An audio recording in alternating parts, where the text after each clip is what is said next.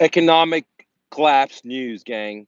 Dow crashed 456 points right before I was taking my kid to the park. Okay. Um, Also, we're going to be talking about Dow crashing. We're going to be talking about $16 billion bailout for farmers. Okay. We're going to be talking about real estate slowdown, aka meltdown to come, subject to heaven is upon us. I've been letting you guys know since 2015, 2016. Um, and we're also going to be talking about the credit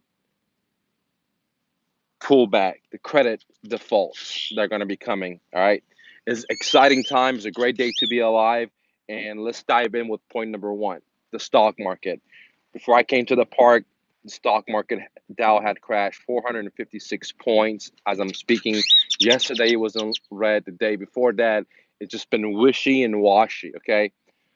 Christmas Eve, which is this last Christmas just passed, the Dow has crashed more than any time since 1930.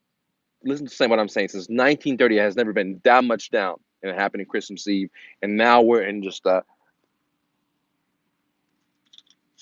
down and down and down tumble we are going. Which brings me to the next point, guys.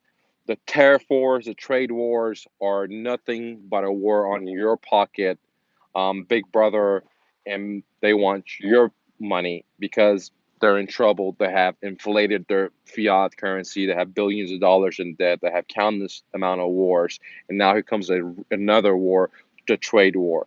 Now, what has the trade war done for you? Well, me and you are gonna bail out $16 billion to U.S. farmers. Does that sound kind of like the last crash, 2006, 2007, where me and you bailed out GMC, we bailed out the big banks? Does that sound like the same exact thing? Just because they don't call it a crash or a depression doesn't mean that I don't believe a word these guys say, man. I don't believe a word JP Morgan says. I don't believe a word the bankers say. All right. For example, JP Morgan said Bitcoin was shit. Now they have their own cryptocurrency, the very first bank to use Ethereum as a blockchain. Okay, so I don't believe anything these people say. I look at what their actions are. Right. So 2006, me and you bailed out the bankers, the manufacturers. 2019, we're bailing out the farmers. Now, $16 billion. Now, if you listen to the stream media, if you listen to Fox, whatever, they say that China is going to pay for this. That China is going to pay the 16 million. That's a bunch of bullshit, right? Because the propaganda they're feeding people, they're dumbed down, they believe it. China ain't going to pay for it. Whenever you buy something, you're going to be paying an extra tax, aka tariff. Then Big Brother's going to take that money you just paid and then give it to their big corporations, farmers, because they just fucked them over by having this tariff war. Okay? And guess what? Everything else around you is going to go up. Your shoes, your Nike shoes are going to go up. Every shoe that you wear comes from where? Probably China, probably some other world. It's not made in America. Very few shoes are. Okay? Your TV, your phone, your cell phone, your iPad, your shirt, your food, everything's going up. So you are paying, and me are going to be paying the tariff taxes, not China or China's companies. Me and you're going to pay. So everything we get is going to go up. But here's the other catch: not as everything price that we buy is going to go up because of tariff. Me and you have to pay additional to bail out who? The farmers. $16 billion, ladies and gentlemen, to bail out the farmers. Why do we have to bail out the farmers? Well, because the tariff wars. So by the tariff wars, you and I have to pay for everything that's made in China. I mean, you're going to pay. Plus, the money that we pay them is not going to go into building roads or building schools, etc. They're going to be taking that money to bail out the farmers. Now, why do we have to bail out the farmers? Well, guess what? These people are voted the politicians into play, and so we have to take care of them because Monso and Bear and these guys need their money, man. But that's a whole different story. Okay, so where we're sitting at is a major tsunami crash that's here. They're just not televising it to people, CNN, NBC, Fox. They're not telling you, but the same exact behavior action is happening since 2016, 2017 crash. We build out big corporations, and today we're going to build out big farm corporations.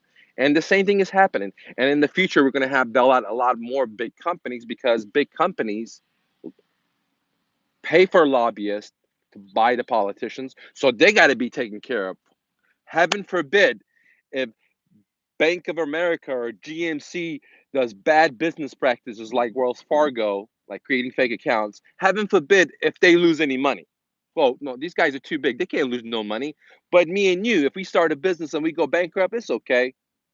See, this is a double standard.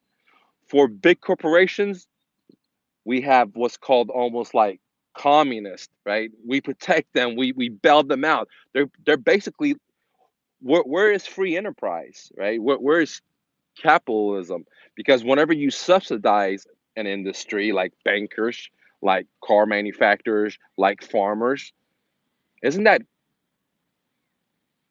government owned? Isn't that like China? Isn't that what China does? I mean, China owns all their corporations, right? Like the telephone company that they have, there's a dispute with, they own it, right?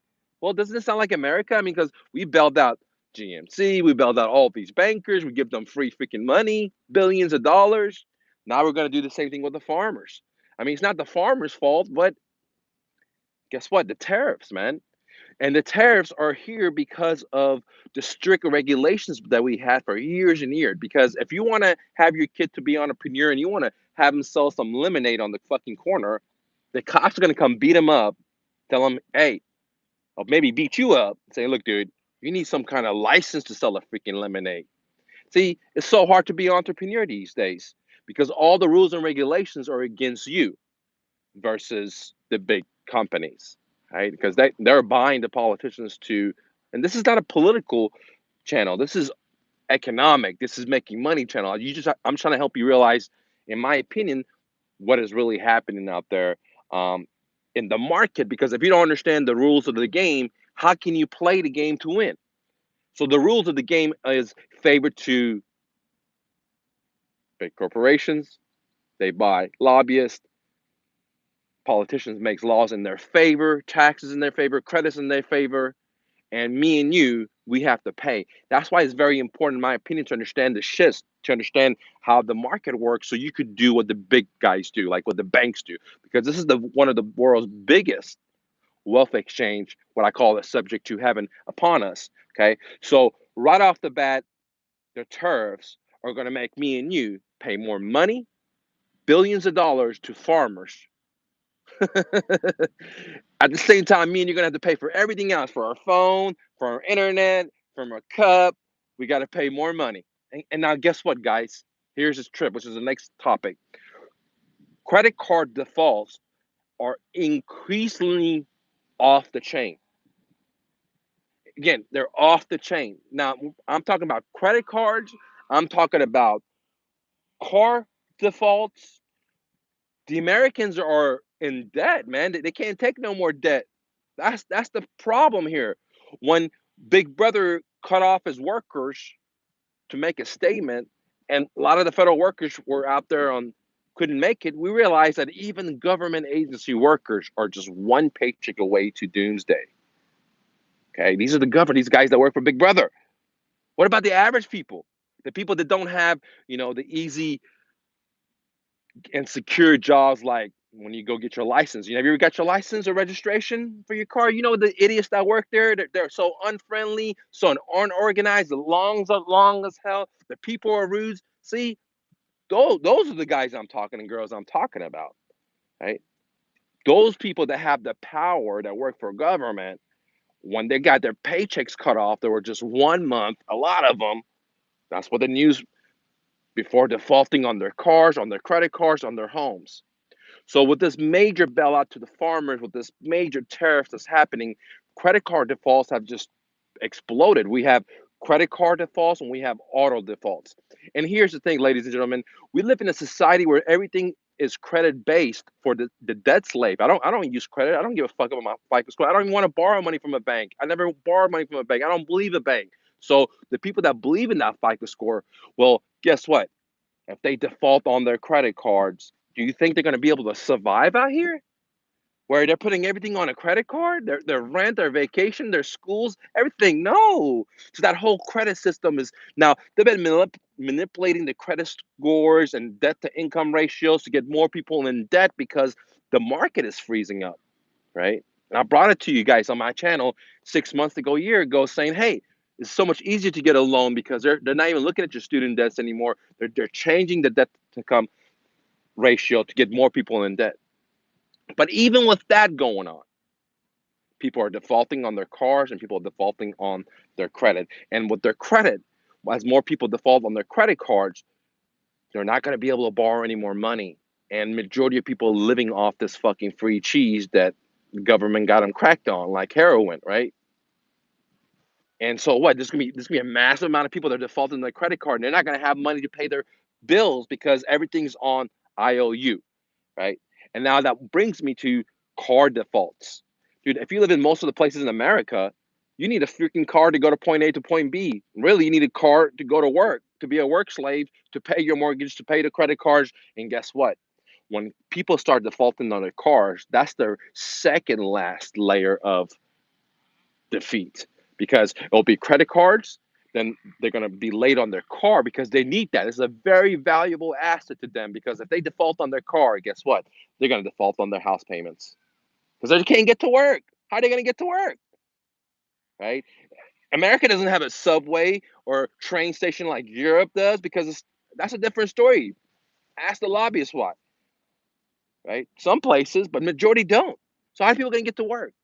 And guess what, ladies and gentlemen? When people start defaulting on their cars, and I brought it to you, there's like 7 million Americans defaulting on their cars.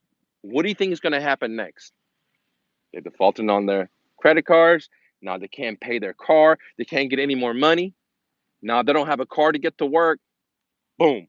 7 million people, if not more, I think more, are going to be in the tsunami of foreclosures happening because they can't get to work. They can't pay for their bills no more. And now that doesn't even include the corporate buybacks, which all these corporations inflated their stocks. Now, when the economy, do you see how they're going to lay off hundreds and millions and thousands of people because they don't have good products or the good services because they didn't take the money that they borrowed from 0% interest rate and invested in research and development or new products. They didn't take the money from government subsidies and tax write-offs that they got from the new administration and put into development and making better products or services. No, they bought their stocks. And so when the hits, when the market guess what's going to happen? These big corporations, they only give a fuck about, do you think they care about you? Mm-mm. Do you think they care about their workers? Mm-mm. They care about the bottom number. And when the bottom number crunches, hundreds and thousands of people are going to get fucking laid off, which is going to lead into that tsunami of foreclosures. Now, can you see why in 2015 I told you guys real estate is too bubbly? And people call me I was crazy. Can you see it's happening now? I'm just ahead. Now, I'm not ahead because I look at charts. I'm not ahead because I'm a big economic major guy. No, I'm ahead because I keep my ear to the streets and I look around and see what the taxi guy's doing. I look around and see what my mama's saying. I look around and see what my cousin's saying, what my neighbor's saying, what everyone on Facebook is saying. Because whatever the fuck everyone else is saying is a totally opposite thing. Because majority are just herds. Okay. Now, this is not gloom and doom, ladies and gentlemen. This is exciting time. I have actually a song for this. The song goes, "Here comes the pain, here comes the gains, here comes the pain, here comes the gains." And what that means is so many people were just over accumulating on shit that didn't have anything to do with their lives. And they believe their banker, they believe the real estate agent says, "Oh man, house is going to go up. Oh man, you better pay over the asking price." And now they're going to pay the consequences. I'm sorry, I didn't cause it. You better call your Congress and say, "In the Fed," because them printing money has put us into this place right here. In lobbyists, because these lobbyists are giving you the pain. right? Don't be mad at me. There was a guy says I'm greedy. I'm greedy. What do you think? The Fed is not greedy? They're printing money at a print machine, making your dumb ass work, dude. The guy that left the comment, not everyone, right? I'm greedy. I'm telling you about it. How can the messenger be the greedy one? I'm just translating. I'm decoding what's happening in the economy for you in layman's terms. I'm not greedy. I'm actually strapped, live below my means. I'm sitting on the freaking ground. I don't care. I'm not greedy at all. I give you guys 90% of my information for free. I'm just decoding what's happening that they're not teaching in high school, they're not teaching in college, they surely ain't teaching you on regular media. I just understand the game and I'm happen to profit from it, just like JP Morgan does, just like Bank of America does, just like all these other guys that will. And I'm trying to help you to think for yourself so you can do your own due diligence and see, like, hey, maybe this is a great opportunity right now. This is not gloom and doom. I'm not giving you financial advice. It's just my opinions. But I am helping you to think for yourself. That's all. That's what the channel is, man, to help you to think for yourself. That's it. And take action if you want to be, because you live in the best country here, America. We're about to have a wealth exchange.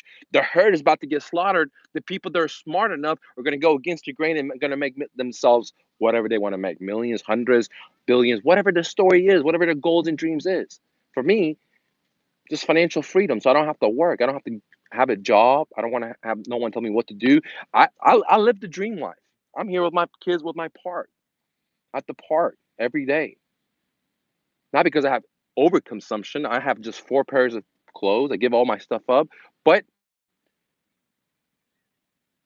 I have extreme power. I get to decide who I want to work with. I get to decide what I want to do every day. I get to decide if I want to work, if I want to be off, if I don't want to deal with shitty customers. I get to decide. I get to decide where I want to live, who I want to live with. Dude, I have the most freedom. I get to decide whatever I want to do. I live in a free country, and I'm trying to explain to you that you're more powerful so you can be that. You don't need a prerequisite to be your dreams. School told you that. Your credit score told you that. The bankers told you that. But not Mr. No Fluff. Mr. No Fluff says you're smart. You're actually the most smartest thing in this universe, man, in this planet. I mean, if you compare yourself to an ant or a lion, you have so much brain juice, brain power. You can be your dreams. You don't need a prerequisite. But these institutions, schools, governments, big corporations, make you feel like you need a prerequisite, right? So, guys, this is not a doom and doom. Let's move forward. So we talked about bailouting the farmers, $16 billion, which is a ricochet of what happened in 2006, 2007. We built out other industries. Now we're building out different industries. We talked about credit, slowing down from credit cards to auto, which is going to lead into my next point, which is real estate, ladies and gentlemen. This is summer. This is 2019. We're in the summer. This is supposed to be the best moving season ever. You have interest rates as low as they never been in their mamas in the history of America. You have everywhere you look, people are building new apartments, condos, houses, everywhere. But guess what's happening to home sales this month? What do you think happened last month? Okay. What do you think is going to be happening more? Okay. What do you think when houses don't sell? Oh, come on, let me come on. What do you think when houses don't sell? What do you think is going to happen to the inventory? Do you think the inventory is going to shrink? No, inventory is going to go up, right? And as more people want to sell their home, because in summer people normally sell their home, that means there's going to be a massive inventory to come into the market of regular people trying to sell their home, but they can't sell. And then you have the last month and the month before. And then as people become more motivated, because as big corporations let off people, I've met a lot of home sellers through my students in my profit sharing coaching, where I teach them how to find motivated sellers so we can do deals.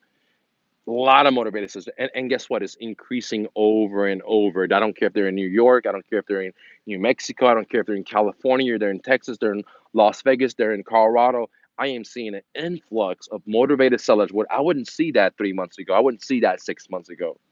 in 2018. I'm seeing people now that are trying to sell their home for 6 months to a year, and they're not able to. Some pockets are even worse, so like Las Vegas.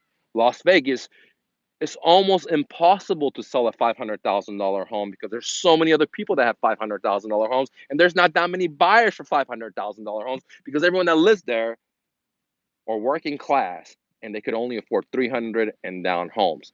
The people that bought the $500,000 homes were from California and other rich areas, and they have these houses free and clear, and they're not able to sell their homes. So we're about to have a tsunami of motivated sellers on the market, and it's going to be a subject to heaven. What is a subject to heaven, guys? Subject to heaven is a strategy where I'm able to market, find motivated sellers, and buy their homes and have the seller finance the deal to me. So again, have the seller be the bank. Now, there's two situations that I'm going to run into when I deal with sellers. I'm going to have sellers that own the house free and clear. They don't have a loan. A lot of people in Vegas with $500,000 homes, they don't have loans on these homes, right? How do I know? Because I have people on the streets bring me deals. I'm looking at them. And then there's going to be sellers that have mortgages on their homes. So when I do marketing, I'm going to find two types of motivated sellers: people with debt, mortgages, people own free and clear. Both of these people are my friends. Both of these people, I will create a win-win situation for me to buy their home so I don't have to put up all the money up front. I don't have to go to a bank. I don't have to use my credit. And I have a non-recourse loan, which is in my favor.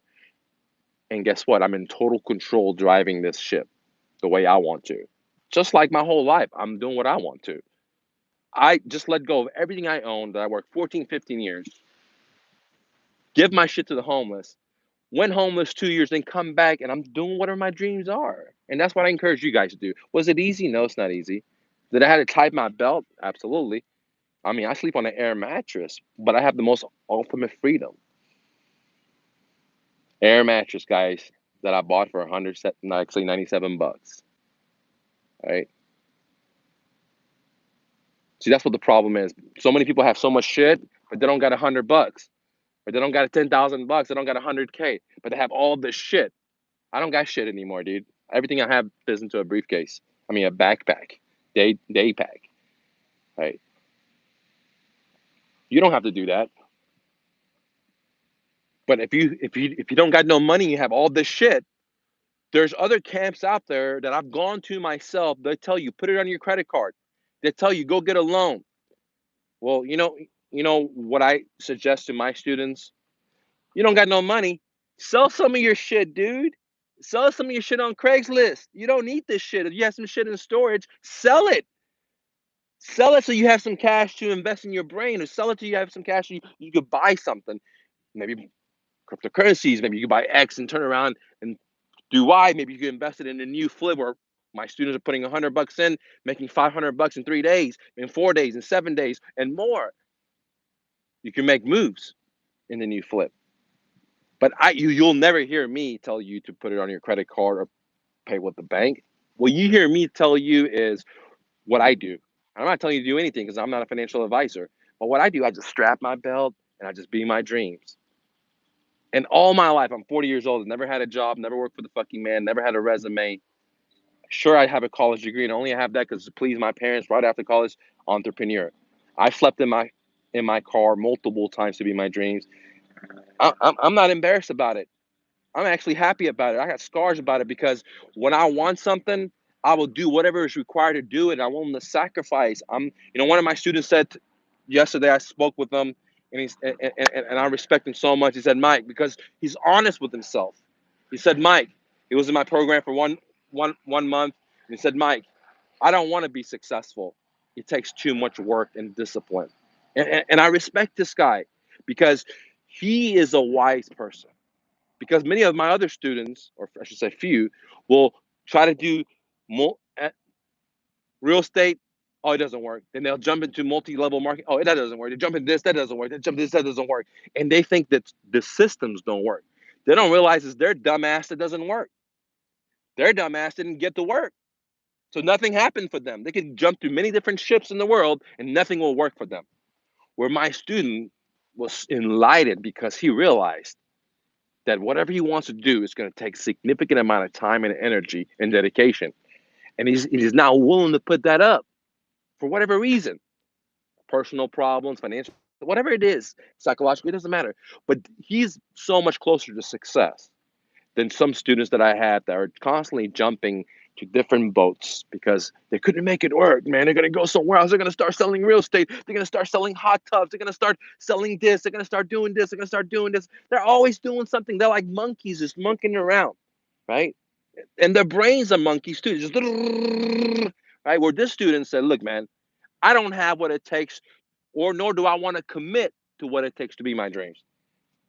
Right? That's real revelation because it does take persistence. It does take courage to go buy Bitcoin when it's 3,500 and no one's buying it. It does take courage to go into the fire in 2006, 2007 when everyone and their mama is leaving real estate, the wholesalers are leaving, the real estate agents are quitting, the mortgage brokers are quitting, they're getting jobs and to go in there buy properties. It does take balls and courage. My mama told me I was crazy. My friends told me I was crazy. Everyone told me I was crazy. It takes balls and courage, ladies and gentlemen. It takes work. It takes sacrifice. But here's the things that it doesn't take. It doesn't take money. It doesn't take a fucking credit score. It doesn't take you come with some kind of level of intelligence because I can't even speak. I stutter. I can't even write. I read at the sixth grade level. But those things are what this, the propaganda told me I needed. But what nature told me, I'm already it. And it's not the weak nor the strong that survive in nature. It's the persistent one. So it's not the weak and it's not the strong. It's the one that's persistence that we have a genetic manipulation and we become stronger in nature. That's the species that wins. Okay. And if you're not willing to change, you can never be your dreams because to be your dreams, you got to change all the time. You got to change all the time. At one point, I used to think Bitcoin was stupid. Like, man, this thing's a scam. So I started doing my due diligence. Even though I had negative connotation, I was still willing to pursue it and see what it is. So now I'm like, no, man, the fiat dollar is a scam. The Chinese fiat money is a scam. The Iranian ripple is a scam. But Bitcoin, no government owns it. No one can inflate it. That doesn't seem like a scam to me. That seems like financial freedom, right? At one point in my life, I used to hate social media. I didn't even have a social media account until I became a public speaker, which was in 2013. I said, you know what? I want to help people out because I wasn't feeling good. I was feeling down because even though I had three businesses debt free, hundreds in my bank, multiple rental properties, driving dream bikes, driving dream cars, I wasn't happy. And I didn't know what the cause of my happiness was, but I knew that the more I helped people, I felt better. And so I said, you know what, I'm gonna do this because I felt in speech, I felt in English. I was like, man, who gives a fuck, man? If I just could help one dude or one girl, and I helped one person feel better, help second person feel, and here we are today. And then I realized, 2013, it took me to 2016, 3 more years to realize that it's the accumulation of a bunch of dumb shit. Working every day to get more accumulation when I'm already on top of the fucking mountain. But I have a cancer of consumption. No matter if I have 5 rentals, I want 10. If I have 10, I want 20. If I have 20, I want 100. Just constantly cancer. That's what cancer is what cancer in your cells are is just growth, growth, growth, growth. And I have a cancer of growth. Because if I have making 10 grand a month, I want 20. When I get 20, I want 50. When I get 50, I get 100. And I'd hit all those goals. And the problem was I was good enough to hit my goals. So I got to the mountain and realized, damn, that's not happiness. That's just accumulation. And I was so wise and blessed to be able to let go of my ego and realize that, man, I got to go homeless. I got to get back to my roots. The reason I was able to become where I was with my first business is because I lived in my car. I realized what is most important. But at that time, I believed in the propaganda of accumulation, of having two businesses, having 5 locations, having 10 locations, having 10 rental houses, having 100 rental houses. But this time is not about that. Okay. So why do I do this? Because I want to help you to think for yourself. I can't give you financial advice. I'm not a financial, I'm just sharing you my stories. But I'll challenge you to not listen to propaganda or some guy in a suit. I challenge you for you to do your own research. And it's really hard to change because so many years of molding from our mamas, our cousins, the institutions, the colleges, the high schools has made us very rigid in our way of thought. And we're not willing to be flexible. And just like a tree, when the wind comes, and if you're not flexible, you will break. Thanks, guys, for watching. Click the like button, share the message. You have any questions you could ask me before I get to work? Let's see what we got. And work is hanging out with my kids. Hey, Mike, how you doing?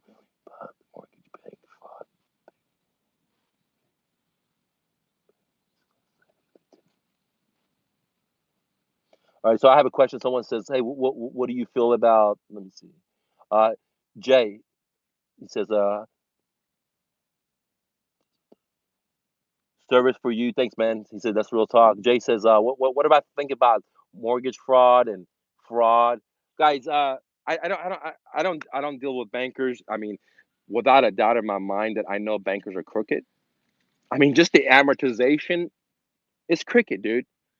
Why most people don't realize when you get a 30-year mortgage, the first 6 to 10 years, you're just paying all of the fucking money into interest, not principal reduction. That's cricket.